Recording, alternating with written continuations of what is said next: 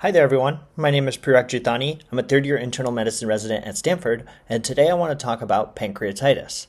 This is a Intern 101 video, which means that this is a topic that I think is common enough that most people who are starting residency will benefit from knowing how we manage this, but it's also important for medical students and also anyone hoping to go into medicine, primarily because what I'll do is go through this very systematically. I'll go over the diagnostic criteria for pancreatitis, ultimately how we diagnose it in a clinical setting, and the most important part, which is how to treat it. In this whole process, I'll also try to bridge the gap between actual physical knowledge of what exactly the pancreas is, how it works, and then the actual clinical things that we see when someone has pancreatitis and why we treat it the way we treat it. I always like to start all of my videos with the source, so here it is. I'm using the American College of Gastroenterology guidelines on managing acute pancreatitis. I will link this in the description below just so you see where the evidence is that leads to whatever I'm going to talk about.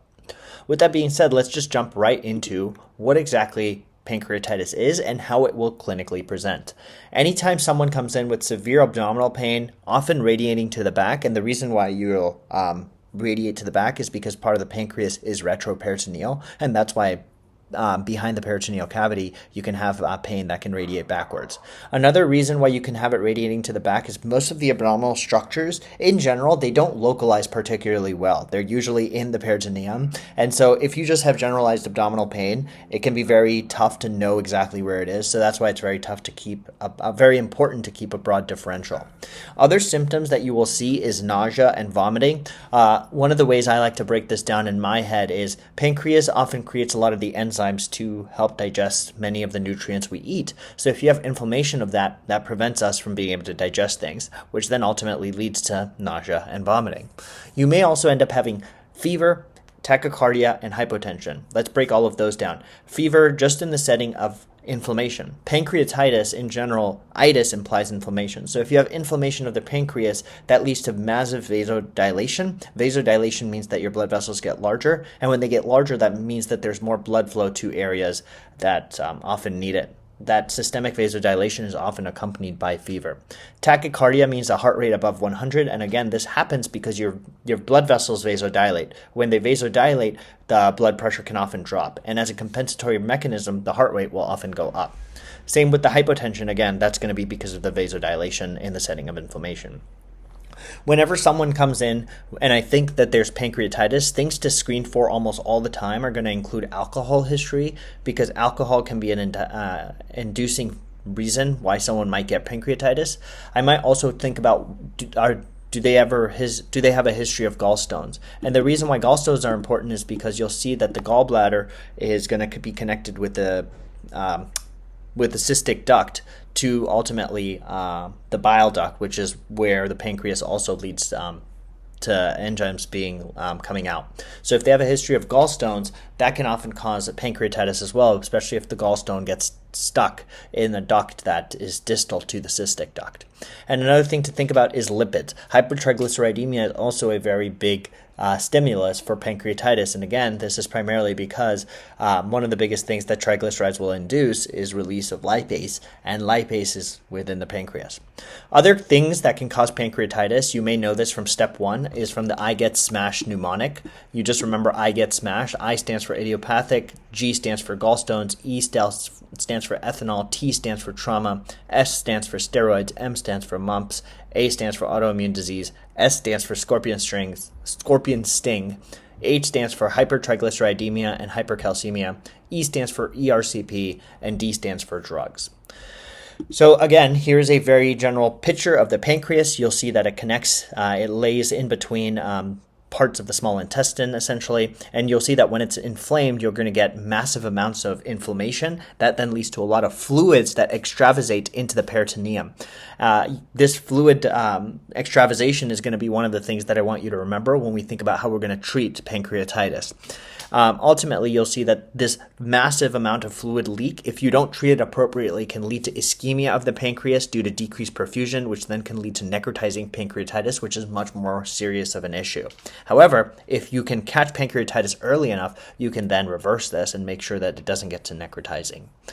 So, With that being said, how do you diagnose pancreatitis? It's actually a clinical diagnosis, but you need 2 out of the 3 criteria that I'm going to mention to you. The first criteria is abdominal pain that radiates classically to the back. That's the first criterion. The second criterion is a elevated lipase level greater than 3 times the upper limit of normal. So every lab runs lipase differently. All I want you to remember is look at the upper limit of normal for the lipase, and if it's 3 times that, that means that's the second criterion. You can also use an amylase level. Amylase and lipase are both enzymes that are produced by the pancreas. So if they're inflamed, they're going to leak out into the bloodstream, and that's often why you're going to see 3 times the upper limit of normal. And the third one is characteristic findings of acute pancreatitis on imaging, which usually is in the setting of CT abdomen and pelvis with IV contrast or MRI or even ultrasound. So if you have 2 out of these 3 things, you can diagnose pancreatitis. So if someone comes in with belly pain radiating to the back and their lipase is like 3,000, that's enough for me to diagnose pancreatitis. If they don't necessarily even have belly pain, but the imaging findings suggest that there's something suggestive of pancreatitis, and then they also have a lipase that's 3 times the upper limit of normal, that also is enough to diagnose someone with pancreatitis, even if they don't come in with the classic symptoms. So now you've diagnosed someone with pancreatitis. How do you know how severe it is? Well, mild acute pancreatitis, which is what mild AP means here, usually means that you just have these symptoms, but you don't have any other signs of organ failure. If you have moderate acute pancreatitis, that means you have transient organ failure that usually resolves within 48 hours. How do I define organ failure? Well, it usually depends on end organ perfusion. So if the creatinine is elevated, that tells me the kidneys aren't doing well. For example, they have an elevated lactate, that means that you're not perfusing well in general for your extremities, right? If they have elevated LFT abnormalities, that tells me that the liver is impacted. And then severe acute pancreatitis is characterized by persistent organ failure involving 1 or more organs for more than 48 hours. It is very important that when you have pancreatitis, you check your LFTs, liver function tests. That's a misnomer because I honestly just want to see the AST and ALT. If they're elevated, I would consider getting gallbladder imaging as well because you want to rule out a stone, as I told you about. In terms of CT abdomen and pelvis, usually if you're worried about pancreatitis, I would get a CT of the abdomen and pelvis and make sure you look for imaging findings. If you think that the reason someone has pancreatitis is because of gallstones, as I said, I would make sure that they get a right upper quadrant ultrasound. And if they do have gallstone pancreatitis, there is a study called the PONCHO study that says that pancreatitis of biliary origin often means that you need to have the gallbladder taken out during that same admission. So you don't wait, you take the gallbladder out in that admission. You can look up the PONCHO trial. The other thing to do whenever you diagnose someone with pancreatitis, great, you have the diagnosis, but why did they get pancreatitis? Do they drink alcohol? Did they recently eat a very fatty meal? Do they have hypertriglyceridemia? Did they get a scorpion sting, right? And if someone doesn't improve after a diagnosis of pancreatitis within 48 hours, I would get repeat imaging because I would suspect an abscess. The way to treat pancreatitis is very simple. There is no need for antibiotics unless you think the reason someone has pancreatitis is infection. So if you don't think they're infected, they don't have a systemic fever, or if you don't think there's an abscess in the belly, don't worry about antibiotics. The biggest thing is to give fluids. And the reason why it's important to give fluids is because I told you when you have that inflammation, you're going to have systemic vasodilation, and specifically you're going to have extravasation of fluid into the peritoneal space around the pancreas. So you want to replete that fluid by giving fluids, essentially IV. The way you want to give the fluids is through a non-aggressive approach. And this was also through something called the waterfall trial that showed that non-aggressive fluid repletion with 10 cc's per kilogram and then 1.5 cc's per kilogram maintenance is much more appropriate than aggressive, because if you give aggressive fluid repletion, you end up getting volume overloaded.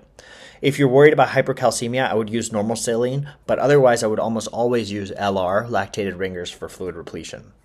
After that, I usually make patients NPO, but as soon as they're able to tolerate a diet, I restart their feeding. Early feeding is much better than late feeding, so if they're able to tolerate stuff, keep stuff down, I usually start them on a diet within 24 to 48 hours. So hopefully this gives you a very good rundown of how to treat pancreatitis. This is a nice little picture. You'll see that within from the moment of admission to the first 72 hours, I almost always start fluid resuscitation. As soon as they're able to tolerate PO and they're not nauseous and they're not vomiting, vomiting, I give them a solid oral diet. If they have a gallstone, that needs to be removed within 24 to 48 hours. And if they don't improve within 48 hours, I would definitely consider getting a repeat CT and repeat imaging to rule out necrosis. So hopefully this was helpful. If you did like this video, please drop a like, comment, share, and subscribe, and I'll see you all in the next one.